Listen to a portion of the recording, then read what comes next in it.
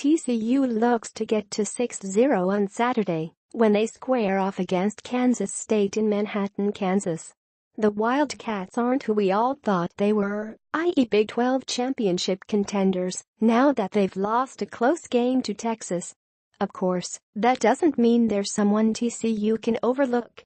It's never an easy task to wander into KSU territory and come away with a W, but the Frogs have the upper hand, with Kansas State's QB, Jesse Ertz, injured. 1. Stop the run. With Ertz injured, Kansas State will start backup quarterback Alex Delton. Delton has only attempted 5 passes on the season, completing 2 of them for 30 yards. He has, however, run for 104 rushing yards and 2 touchdowns. Couple that with lead back Alex Barnes' 5.1 yards per carry, and Kansas State has a decent running threat. Of course, Ertz was also the team's leading rusher, but it appears as if Delton's legs are a threat as well. If TCU can force Delton to beat them through the air, the Frogs may have a good shot at keeping Kansas State's offense one-dimensional and very beatable. 2. Establish the run play action. Kansas State is probably the best defense against the run that TCU has faced yet this season. They are allowing 3.6 yards per carry and just 129 yards on the ground per game. TCU's ground game struggled somewhat against West Virginia, even though the Frogs finished with 170 rushing yards on the day and 2 rushing touchdowns. That 170 yards was about 60 yards below their season average to that point, and they were facing a rush defense in the Mountaineers that had allowed significant rushing yardage to that point.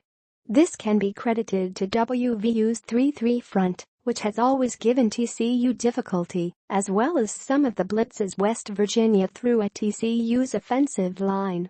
You can bet that Kansas State has been watching that film and has some defensive strategies in place to try and stifle TCU's running game in a similar manner. But we saw how critical the running game is to TCU's offense on Saturday. They need to establish it early on Saturday to help open up the passing game for Kenny Hill. Obviously, losing Patrick Morris was a big blow to the offensive line, but the unit, now with a game under its belt, is hopefully better prepared to block in the running game. 3. Don't give up big plays. TCU's defense has given up touchdowns of 86, 76, 64, 61, 58, 49, and 34 yards this season. While it seems they're susceptible to the big play, one of those TDs was a trick play. It's something they need to work on moving forward. Kansas State's offense isn't exactly explosive, but they still managed an 82-yard touchdown pass against Texas last week and had several big plays against their non-conference foes not named Vanderbilt.